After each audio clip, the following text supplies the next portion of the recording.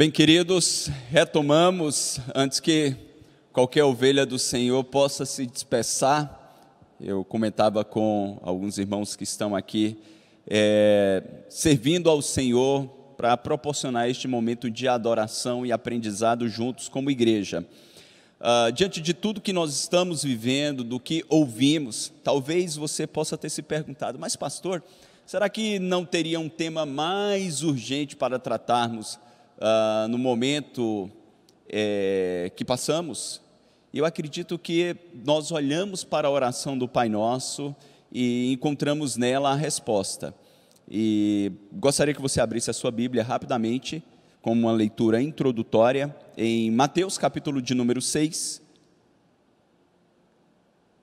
E vocês entenderão então o tema da nossa aula e compreenderão também a aplicação deste tema em nossa existência como um todo e no momento em que estamos passando e as dificuldades que enfrentamos. Mateus capítulo de número 6, versículo de número 9. Nós estamos aqui no Sermão do Monte, lembrem-se, Mateus do capítulo 5 até o capítulo 7, Jesus ele faz um resumo de toda a ética do reino. O reino que é inaugurado em seu ministério. Agora o grande rei, ele apresenta do capítulo 5 ao capítulo 7 toda a ética do reino. A nossa relação com Deus, conosco, com o próximo, a nossa relação com aqueles que não conhecem a Cristo, a nossa relação com a vida de comunhão, com a vida de oração. E na nossa relação da vida de oração, nós que estamos num dia de jejum, num dia de busca intensa a Deus, Jesus aqui nos orienta como priorizar a nossa vida de oração, ou quais são as prioridades numa lista de petições.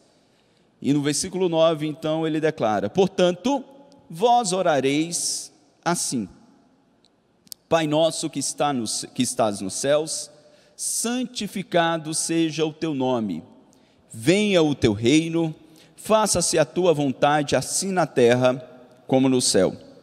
O pão nosso de cada dia, dá-nos hoje. E perdoa as nossas dívidas, assim como nós perdoamos aos nossos devedores. E não nos deixes cair em tentação, mas livra-nos do mal, pois teu é o reino, o poder e a glória para sempre. Amém. Observem, primeira prioridade. Já falamos recentemente, essa oração não era um modelo para que nós pudéssemos repetir, replicar, mas era um modelo de prioridades da nossa vida de oração. Jesus nos ensina que a primeira prioridade é para que o nome de Deus, que nós oremos, para que o nome de Deus seja santificado. Mas como assim? Se Deus já é santo, nem os céus pode conter a sua glória, Ele é puríssimo, Ele é separado de toda a sua criação, estando presente, mas Ele é transcendente, Ele está muito acima, elevado, e Ele é separado de tudo aquilo que é iníquo, de tudo aquilo que é pecaminoso. O que significa então pedirmos para que o nome de Deus seja santificado? É para que a santidade de Deus seja honrada em nossas vidas, através das nossas vidas. E a segunda petição ligada à santificação do nome de Deus em nossas vidas é que o reino dele venha. Se vocês observarem a petição relacionada a necessidades básicas, elementares, como o pão de cada dia, e no pão de cada dia nós podemos incluir a saúde, a segurança, todas as necessidades elementares que nós temos como seres humanos. Essa petição está em quarto lugar. Então, numa lista de prioridades, a santificação do nome do Senhor e a expansão do seu reino vem em primeiro lugar. Por essa razão, vocês viram aqui no slide, nós decidimos falar agora pela manhã sobre a igreja missional na Bíblia. Eu já lecionei essa aula alguns anos atrás aqui para um grupo menor de membros da nossa igreja, mas nós queremos compreender. Afinal de contas, pode projetar o slide? Afinal de contas, o que é missões para você? Para muitos, missões é exatamente o que nós acabamos de ouvir aqui no culto, quando o nosso missionário Levi Edrei, ele vai para uma aldeia remota, lá no coração de Guiné-Bissau, ministrar o evangelho a povos ou pessoas que nunca ouviram falar antes da mensagem do evangelho. Mas missões se restringe a isso? Para outros, missões se restringe à assistência social, ajudar aos pobres, os carentes. Isso se tornou muito popular no século passado com a teologia da libertação, aqui na América Latina, onde havia uma ênfase demasiada no assistencialismo e que a prioridade do evangelho era assistir aos pobres. Isso faz parte de missões? Sim, não. É apenas isso?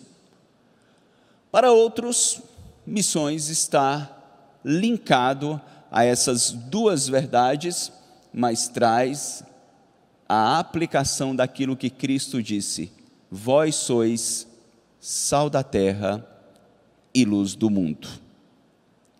Quando nós então avançamos nessa perspectiva, nós devemos nos perguntar: onde então a obra missionária começa nas Escrituras? Alguns acreditam que começa lá em Gênesis 12, na escolha de Abrão. Mas se nós olharmos, irmãos, missões, ela não começa nem na escolha de Abrão, ela também não começa no proto-evangelho, quando o homem cai, peca, desobedece a Deus, e Deus então vai até esse homem, lá em Gênesis 3,15, e faz a promessa que da semente da mulher nasceria um que esmagaria a cabeça da serpente. Missões começa em Gênesis 1:1. No princípio criou Deus céus e terra. Alguns teólogos, que são chamados teólogos da solidão de Deus, afirmam que Deus decide criar o universo porque ele se sentia sozinho. Então ele decide criar um universo com as dimensões que muitos de vocês que gostam de estudar astronomia percebem, uma dimensão inimaginável, incalculável para o homem. Deus cria este universo para que ele não se sentisse solitário. Isso é uma inverdade. O Deus das Escrituras, o Deus ao qual nós adoramos, ele é um Deus tripessoal. E por isso, ele pode ser independente. Um dos atributos incomunicáveis, uma das características que só Deus possui é um atributo de independência. Nós percebemos agora, neste momento de calamidade pública, quão dependentes uns dos outros nós somos. Até os mais ricos, arrogantes, eles percebem a sua fragilidade e como eles estão na dependência de tantas pessoas e circunstâncias para que possa permanecer saudável. Apenas Deus é independente. Ele é independente em sua existência e ele é independente nos seus relacionamentos. Deus não precisa de ninguém além dele mesmo para se sentir pleno, mesmo sendo um ser relacional. Por quê? Porque ele é um Deus triuno. O Pai se relacionava com o Filho com o Espírito com o Pai. Sendo assim, ele não tinha necessidade nenhuma de criar. Ele não tinha qualquer necessidade de fazer algo para se sentir pleno. Lembrem-se daquilo que o próprio Jesus declarou: Pai, glorifica-me com a glória que eu tinha junto de ti antes da fundação do mundo. Se Deus não tinha necessidade de criar, se Deus ele era pleno em si mesmo, por que ele decide criar? Ele decide criar o universo e a humanidade para revelar a sua glória. Então missões começam em Gênesis 1:1, quando este Deus glorioso, majestoso, perfeito e pleno em si mesmo, decide criar este mundo tão belo e colocar nesta criação um ser que é insignificante diante da grandeza do universo, mas que é criado à sua imagem e semelhança, é colocado como coroa da criação. E para este ser, o ser humano, o homem, ele revela toda a sua beleza. Ele revela a sua beleza, fazendo este homem a sua imagem, na sua estrutura, sendo um ser racional, sendo um ser espiritual e também um ser moral. Mas ele revela também a sua imagem na funcionalidade do homem. E é muito importante que vocês prestem atenção nisso, que lá na frente vocês perceberão qual é a conexão da nossa existência hoje, de como lidamos com o mundo ao nosso redor, com a compreensão de como ser imagem de Deus e o que é ser igreja missional. Eu faço um parêntese aqui, algo que eu esqueci de avisar no início.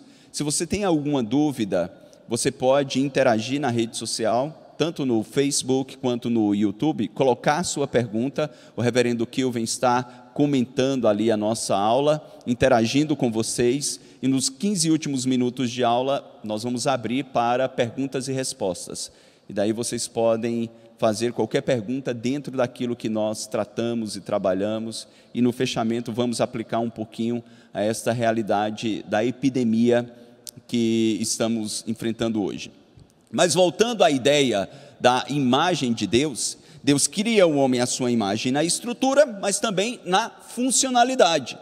Assim, o homem deveria refletir a glória e o caráter missional deste Deus, através do mandato cultural, da relação com o homem, com a sociedade como um todo.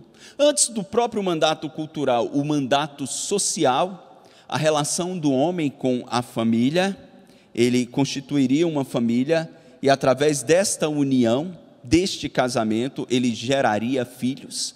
Assim como Deus cria seres à sua imagem e semelhança, Deus deu a este homem a capacidade de procriar seres que refletem a sua imagem e, consequentemente, refletem a imagem de Deus. Assim como Deus governa o universo e cuida do universo, Deus deu ao homem a responsabilidade de ser o corregente da criação, de administrar esta criação. E por fim, Deus dá a este homem, em Gênesis 2, 1 e 2, aquilo que nós chamamos de mandato espiritual. O homem teria a responsabilidade de adorar ao seu Criador, viver na presença deste Criador, corandel, se deleitar neste Criador. E dentre os 7 dias, ter um dia dedicado exclusivamente para a adoração, para culto, para celebração, para reflexão. É o que nós estamos fazendo hoje, no dia do Senhor.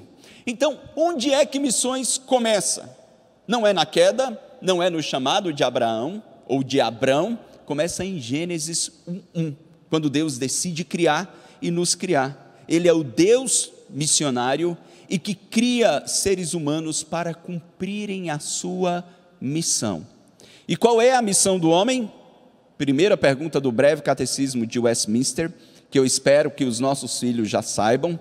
Se você não teve tempo para ensinar, esses dias em casa é uma oportunidade singular para ensinar o breve catecismo de Westminster para o seu filho.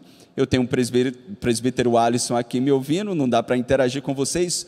Qual é o fim principal do homem, presbítero?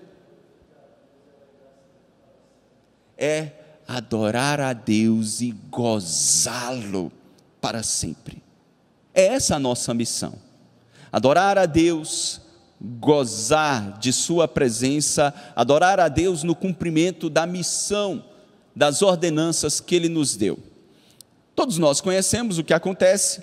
O homem infelizmente cai, ele morre espiritualmente, ele perde o seu prazer em Deus, ele não tem em si mesmo nenhum apetite por Deus, ele tende a buscar a Deus nos momentos de necessidade. Você tem ideia de quantas pessoas nesse ano de 2020 não tinham feito nenhuma oração sequer?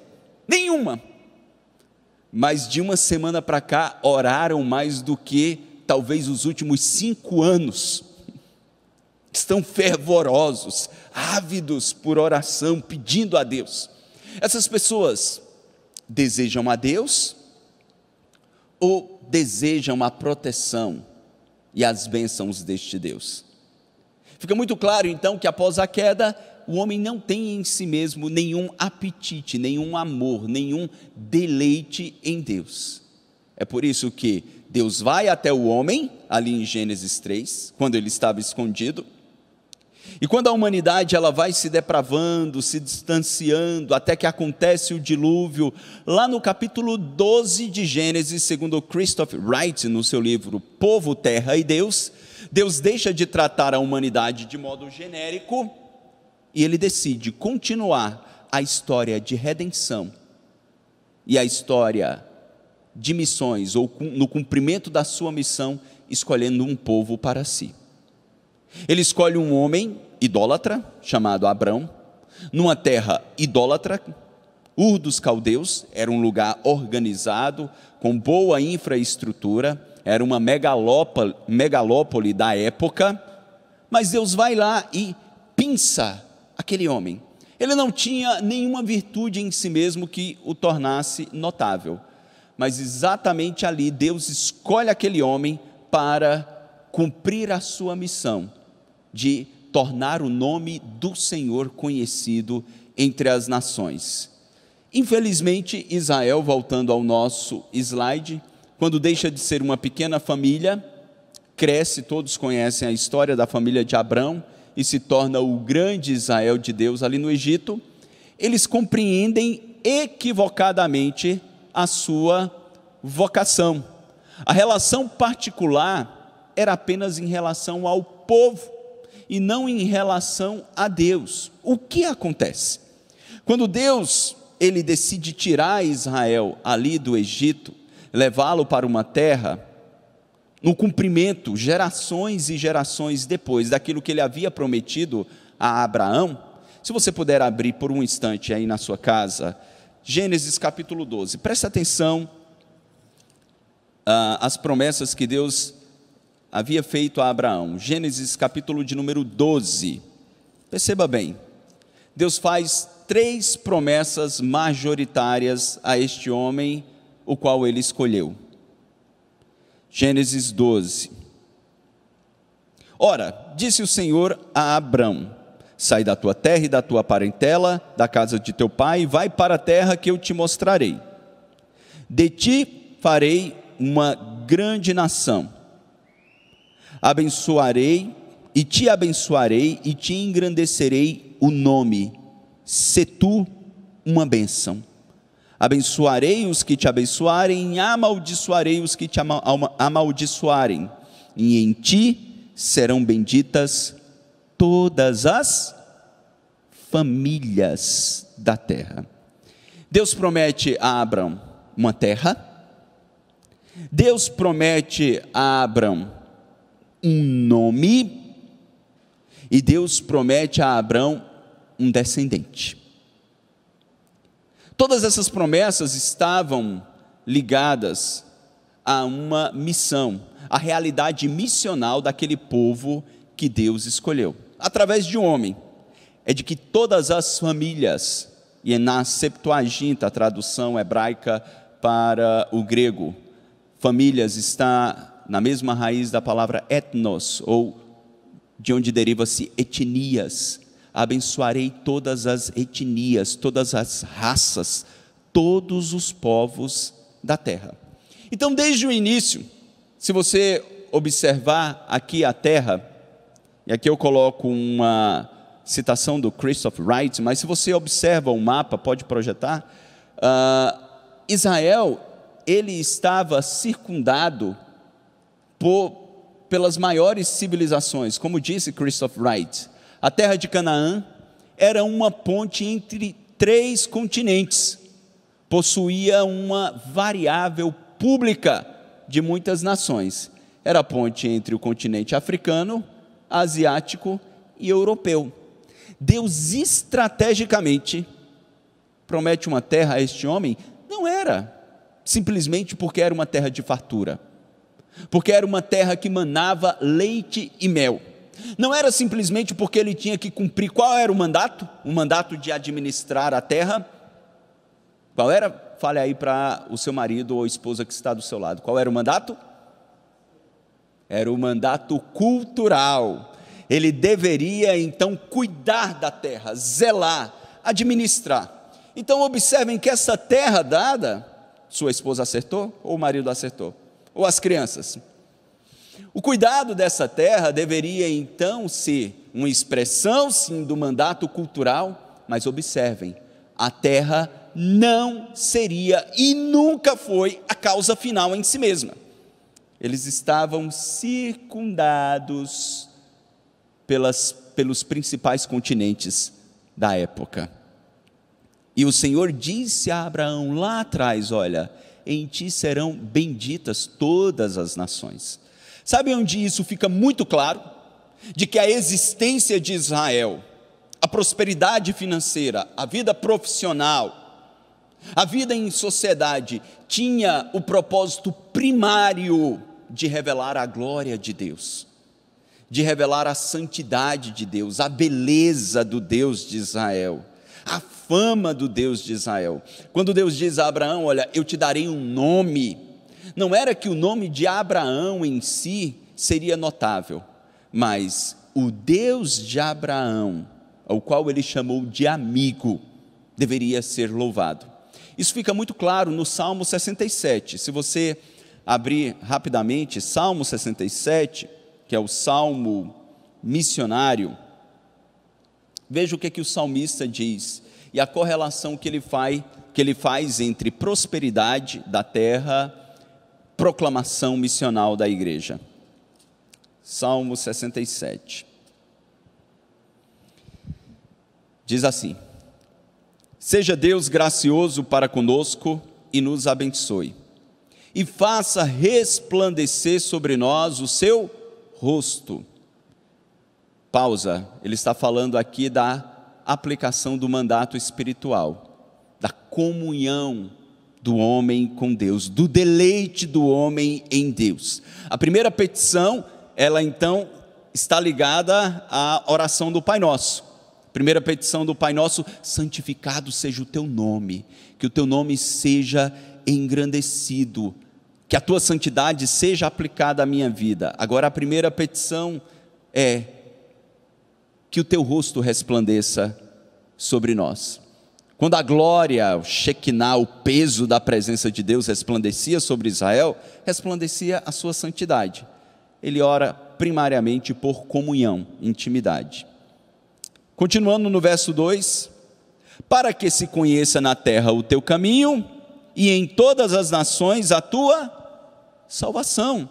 Observe então que a bênção espiritual de Deus sobre Israel, a comunhão, a glória que acompanhava a nação na nuvem ou na coluna de fogo, não era para que aquele povo ficasse arrogante e batessem no peito dizendo: olha, nós somos o povo escolhido do Senhor, nós temos exclusividade na nossa relação com Deus. Não, esta comunhão e esta glória, ela estava aplicada sobre Israel para se derramar sobre as demais nações, porque o verso 2 apresenta o propósito disso: para que se conheça na terra o seu caminho e em todas as nações a tua salvação. Louvem-te os povos, ó Deus, louvem-te os povos todos, alegrem-se, exultem as gentes, pois julga os povos com equidade e guias na terra as nações.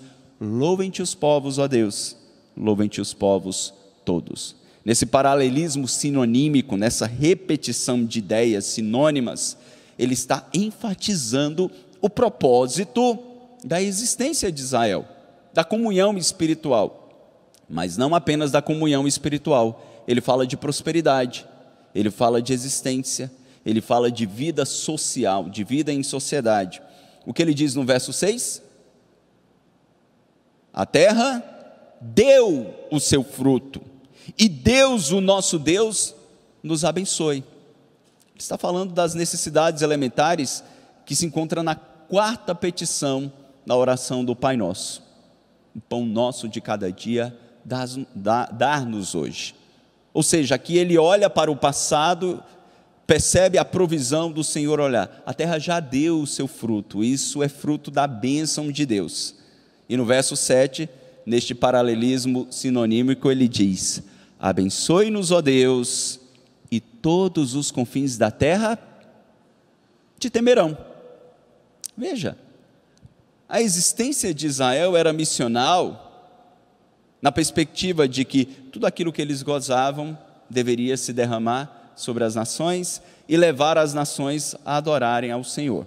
Eu coloquei aqui nesse slide a peregrinação de Abrão, antes mesmo dele conquistar a terra, e ele não conquistou, foram os seus descendentes, mas quando Deus lhe faz a promessa, Deus lhe promete uma terra, Deus lhe promete um descendente.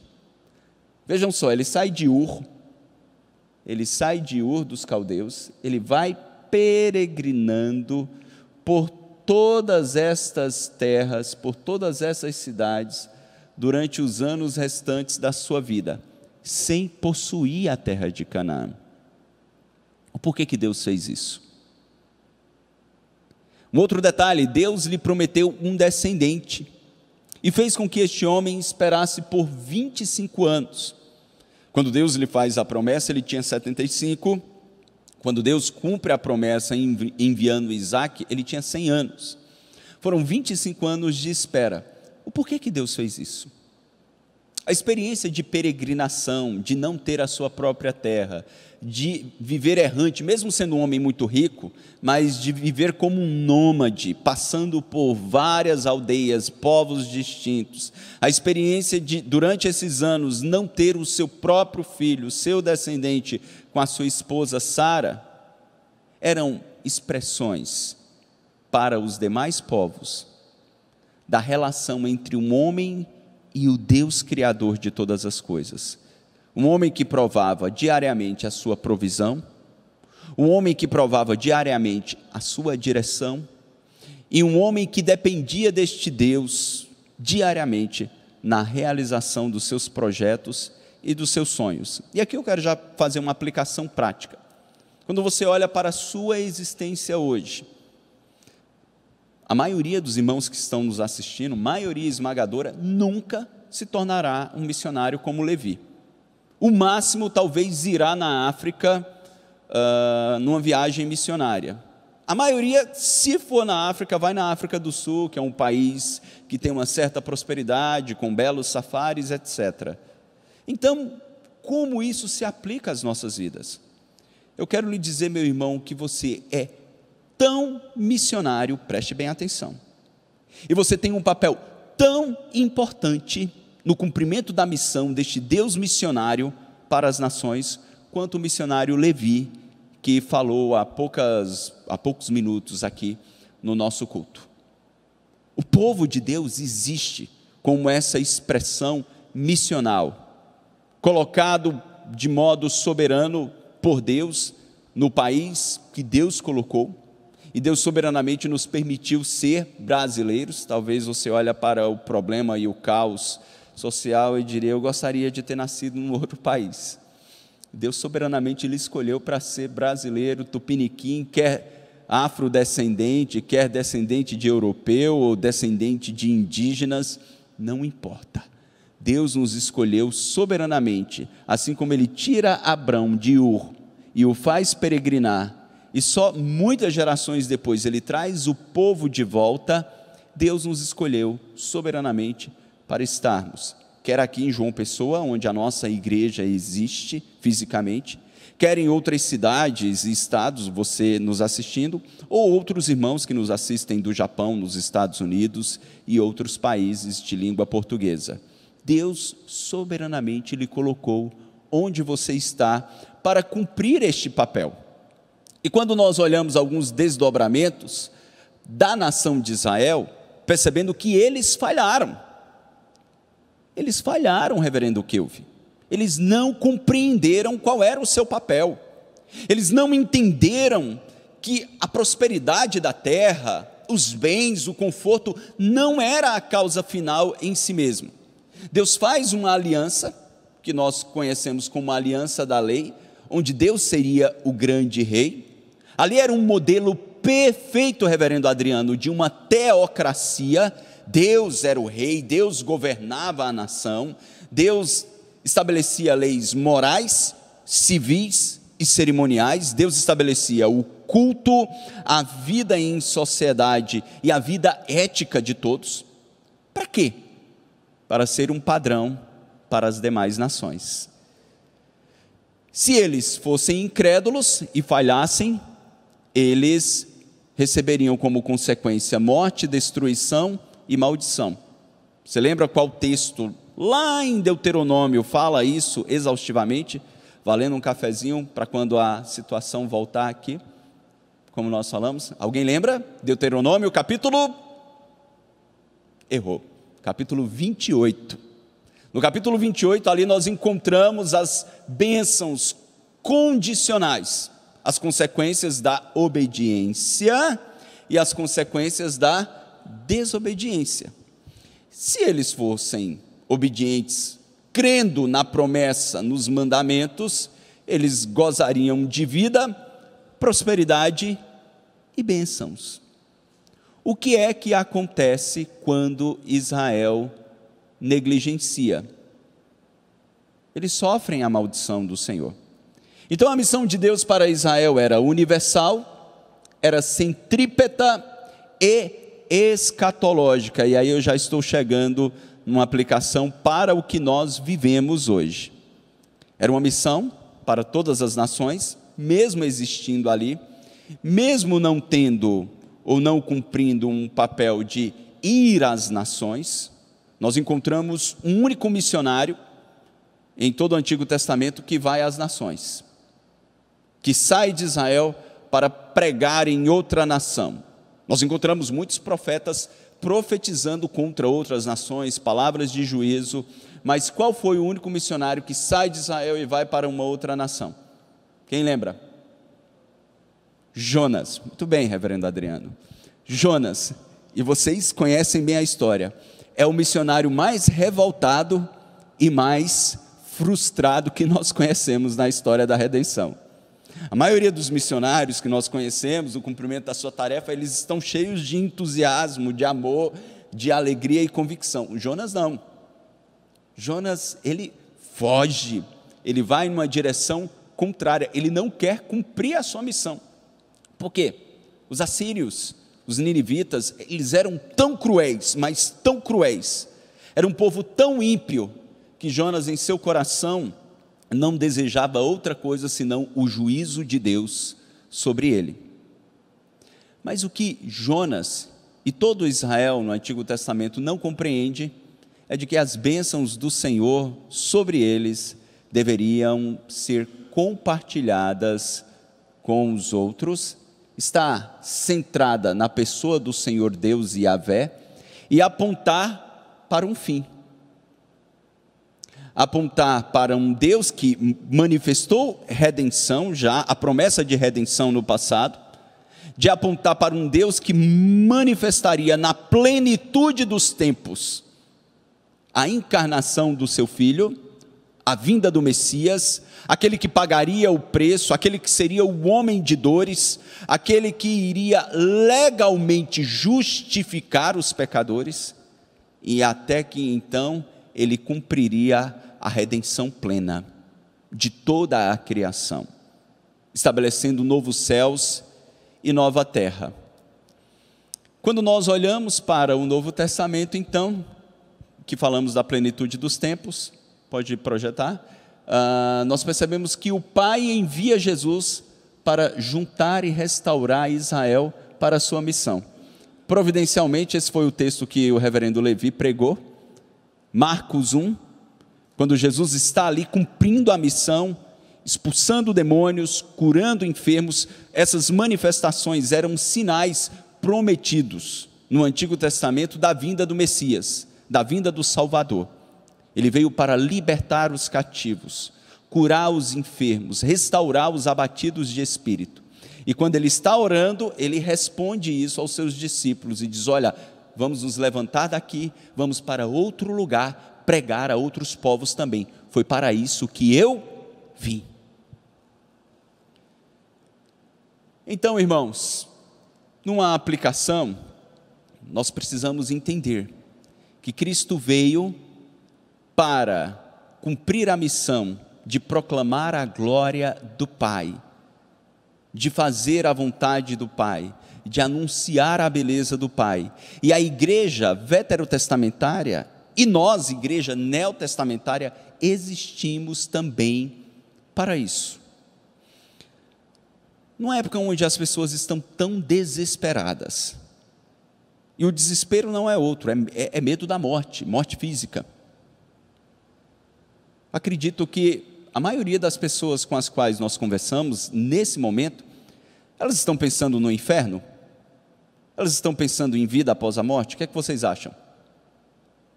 Não, porque o materialismo, ele norteia o pensamento massivo dessa geração. Para o materialismo, o que existe é o que temos aqui. É o material, é o conforto, é a estabilidade, é a segurança, é a saúde, é a longevidade. Para o materialismo não há vida após a morte. Pouco se pensa, ou quase nada se pensa acerca disso.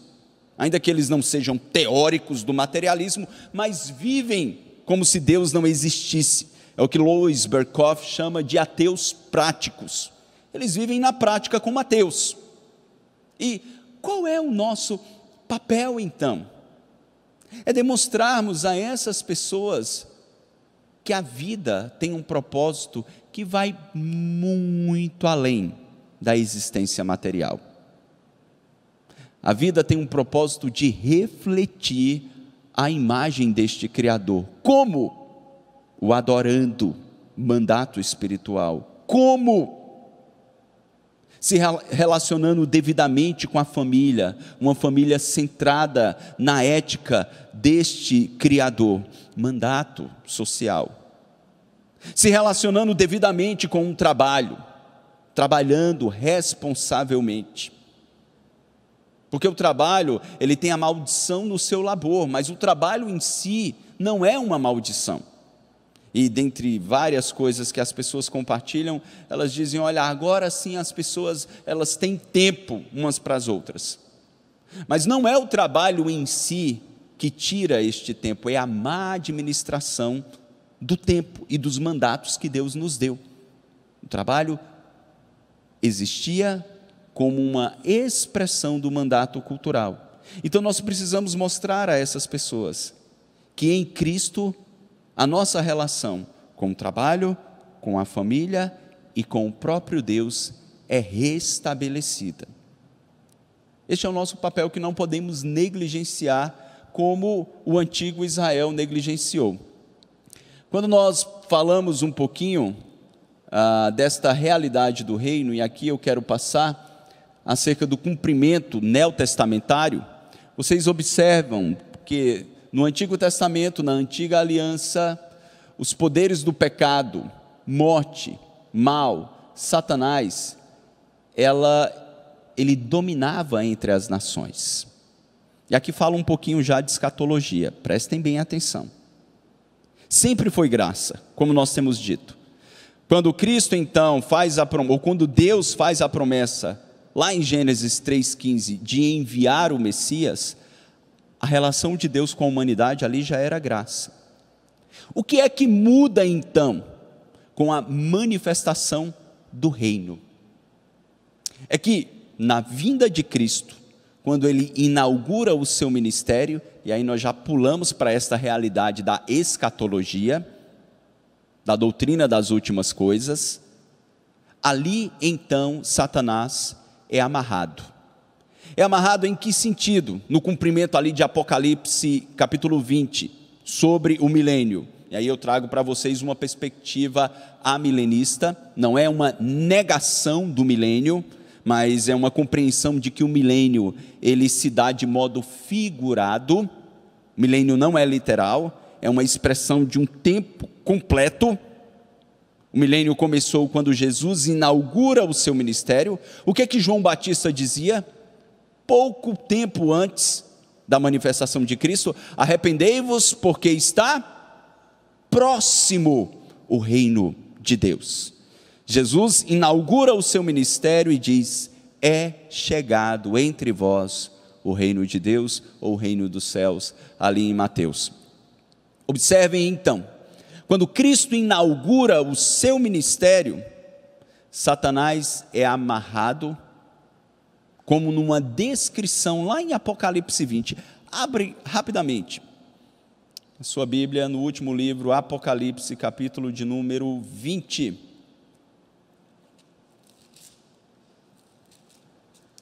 Veja só. Verso 1. Então vi descer do céu um anjo, tinha na mão a chave do abismo e uma grande corrente. Prestem atenção. Ele segurou o dragão, a antiga serpente que é o diabo, Satanás, e o prendeu por 1000 anos, para que não mais enganasse as nações até se completarem os 1000 anos.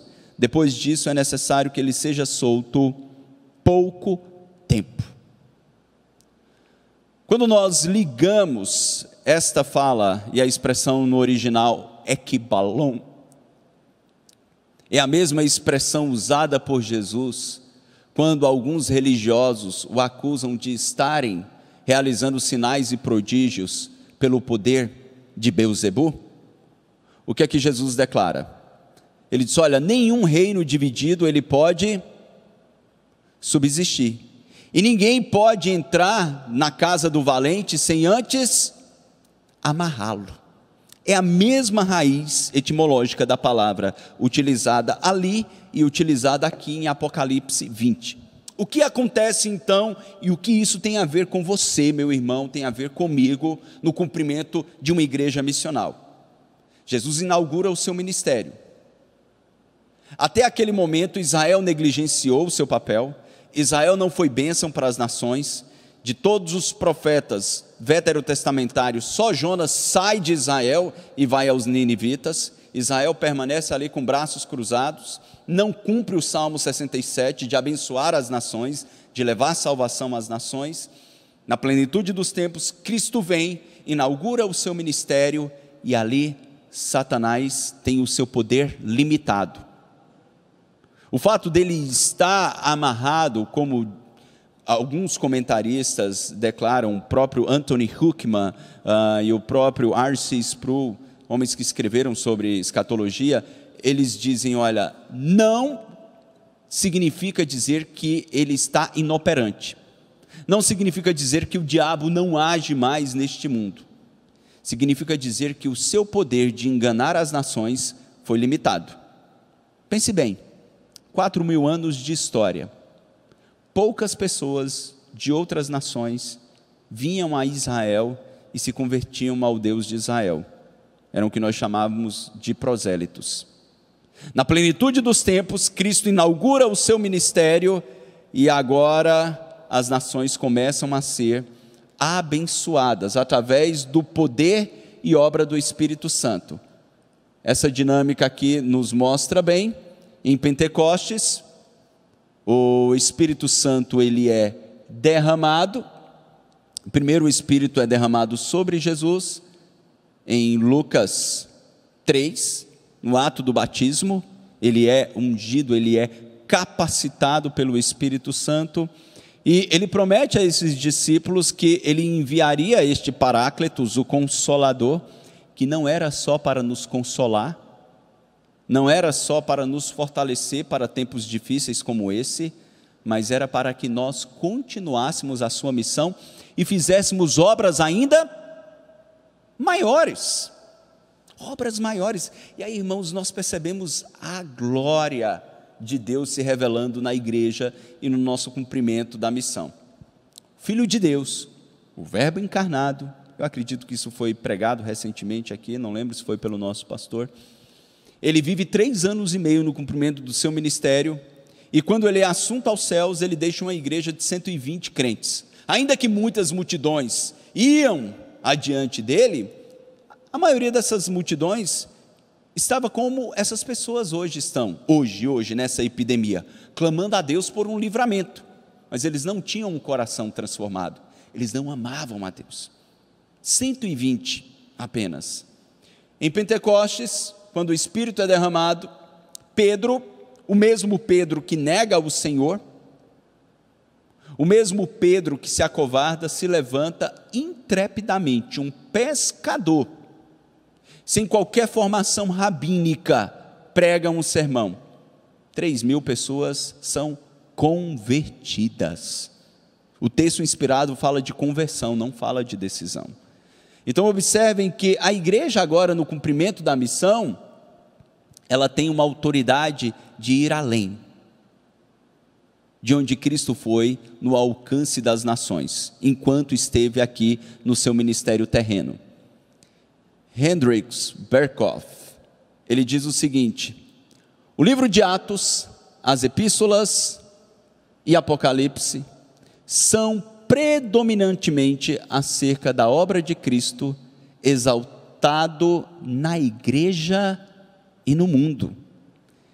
Então, estes livros, essas epístolas, eles falam do Cristo cumprindo a sua missão. Através de quem? Através de você, meu irmão, que está sentado no seu sofá, sentado na sua mesa, na sua poltrona, com o seu filho, preocupado de como será a sua vida a partir desta epidemia. Como será? Nós não temos tempo para exaurir, porque eu já tenho que abrir para perguntas, mas em algum momento nessas próximas semanas nós vamos falar sobre os sinais dos tempos. Mas o que eu posso dizer pontualmente para os irmãos no término dessa aula é que o próprio Cristo prometeu que isso aconteceria. E epidemias como essa têm acontecido ao longo da história. E quando essas epidemias acontecem, elas são oportunidades, prestem bem atenção, singulares da igreja cumprir a sua missão em um mundo ensurdecido, por sua vaidade, por seu egoísmo. Então este é um momento extremamente oportuno de nós entendermos de que a nossa prosperidade financeira, de que a nossa saúde, de que tudo aquilo que nós construímos, quer como família nuclear, família estendida, como cidadãos no Brasil, não são bênçãos que devem se voltar exclusivamente para nós, principalmente em dias difíceis que virão, numa economia que parou. Nós comentávamos ali antes do culto, que o prejuízo na cidade de São Paulo, estima-se que por semana é de 2 bilhões de reais. Quando nós pensamos apenas na Liga de Basquete norte-americana, um prejuízo de 10 bilhões de reais. Quando falamos de mundo, irmãos, é impossível calcular neste momento. Mas nós precisamos entender que o mesmo Deus que conduziu Israel, começando de um homem, Abrão, peregrinando para uma terra, que depois tira este povo do Egito e faz este povo peregrinar para possuir essa terra, num deserto, Ele provê para este povo, e Ele usa este povo para abençoar as nações. Este povo negligencia. Particularmente como igreja de Cristo hoje, nós, cheios do seu Espírito, capacitados pelo seu Espírito, não podemos negligenciar a nossa missão, em demonstrar o amor de Cristo, na compaixão, na misericórdia, com os mais necessitados que se multiplicarão, mas acima de tudo, anunciarmos a mensagem de redenção, a mensagem escatológica. Ele veio para trazer redenção, e Ele voltará para julgar vivos e mortos, e Jesus Cristo é o único caminho, verdade e vida. Nós temos mais slides aqui, o assunto para explanar, mas eu gostaria de fazer uma pausa e gastarmos esses últimos 10, 15 minutos para, se houver alguma pergunta, nós respondermos. Ok? O reverendo Kilvin me mandou aqui as perguntas que os irmãos fizeram. Deixe-me abrir. É difícil conseguir até acessar o nosso WhatsApp em dias como esses, hein, irmãos? Deixa eu achá-lo. Achei. Ok. Pergunta do Gabriel Marinho. O pastor disse agora há pouco que Deus criou o universo e a humanidade para revelar a sua glória. Aí me veio um questionamento. Deus precisa provar algo para nós ou alguém? Não, Gabriel, ele não precisa, mas ele quis fazê-lo. Ele, em compaixão e misericórdia, ele quis revelar a sua beleza, revelar o seu esplendor. Quem escreve bastante sobre isso é John Piper. Ele fala, e usa-se até essa expressão, que alguns teólogos não gostam muito, é o hedonismo de Deus, é Deus buscando agradar a si mesmo, glorificar a si mesmo. Ele existe para a promoção da sua glória e do seu esplendor. Ele tem prazer nisso. Quando nós pensamos, talvez isso soa um pouco ruim aos nossos ouvidos, é porque quando nós queremos nos promover, a nossa promoção é egoísta, porque nós ainda temos uma natureza caída, uma natureza pecaminosa. Em relação a Deus, isso não se aplica, por quê? Porque Deus é santo, Ele é belo, Ele é puro. Então, quando Ele promove a sua glória, atributos como santidade, majestade, bondade, fidelidade, justiça, são promovidos. E aí nós pensamos em dores e sofrimentos, em catástrofes. Nós não podemos, é claro que eu só vou pontuar, e corro o risco, como o pastor disse domingo passado, de ser mal compreendido. Não estou falando de modo exaustivo, mas toda dor e sofrimento que acontece neste mundo é sim uma manifestação da justiça de Deus para uma humanidade que foi criada para promover a sua beleza e glória e decide viver para promover a sua própria beleza e glória e não a do seu Criador. Eu espero que tenha respondido. Deixe-me ver, acho que tem uma outra pergunta aqui. Pergunta de Luciana Laíse. Tudo bem, querida? Toda a humanidade tem a missão de cuidar da criação? Boa pergunta, Luciana. Tem sim. Observem que os mandatos, eles não se restringem à igreja, porque toda a humanidade foi criada à imagem e semelhança de Deus. Então, o que acontece com a queda, com o pecado? Essa imagem ela é distorcida, ela é manchada, ela é maculada. Os homens ainda possuem inteligência, mas a usam de modo distorcido. Ele ainda possui espiritualidade, mas ao invés de adorar ao Criador, como diz Romanos 1, eles adoram a criatura. Eles têm o sensus divinitatis, que Calvino dizia, o senso de divindade, mas ele não adora este Criador. E ele possui ainda moralidade. Mesmo um descrente, ele possui ética, princípios éticos que ele diz, não, isso aqui é errado, isso aqui é errado.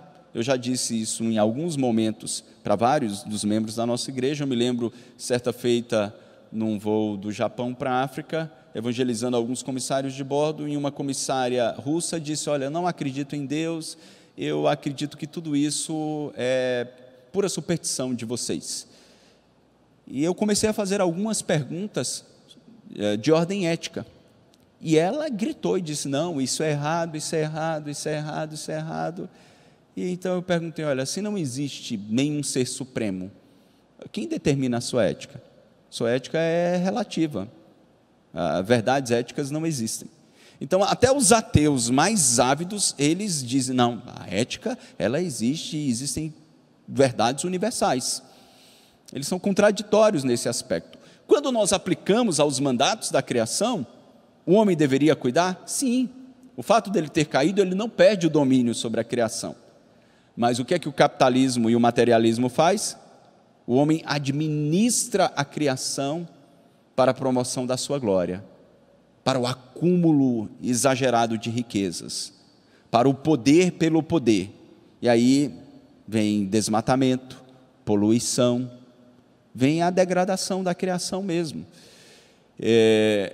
Então eles acabam não cuidando. Eu acredito que o reverendo Robson em breve vai falar sobre isso.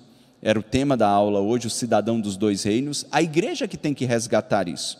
Então, no cumprimento da nossa missão, nós acabamos na nossa vida sendo uma expressão do mandato social, A maneira como eu me relaciono com a minha esposa e com os meus 3 filhos deve ser uma expressão da glória de Deus e da glória de Cristo para um mundo caído.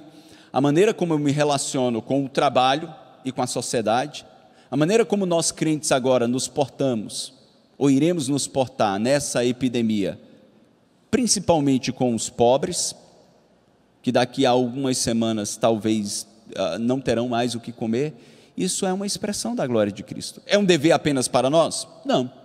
Existem pessoas crentes que farão isso? Sim, porque carregam a imagem de Deus, mas é um dever obrigatório no cumprimento da nossa missão. Nós fazemos isso, Luciana, de modo consciente e com o propósito primário de promover a glória de Deus. Alguns descrentes fazem, e quando indagados o porquê o fazem, eles dizem, porque eu me sinto bem, porque eu sinto alegria no coração. E nós fazemos isso não para que nos sintamos bem, ainda que o sentimento de paz e alegria possa tomar os nossos corações. Nós fazemos isso para promover a glória de Deus e no cumprimento da nossa missão. Ok? Eu acredito que foram essas as perguntas. Irmãos, nós vamos continuar orando, vamos encerrar, e olha que maravilha, encerrando a escola dominical 11h45, isso é um recorde, é porque talvez os irmãos fiquem mais tímidos de interagir de casa, mas não se esqueça, nós vamos orar, e nessa oração vamos pedir a Deus para nos conceder a graça de cumprirmos a nossa missão.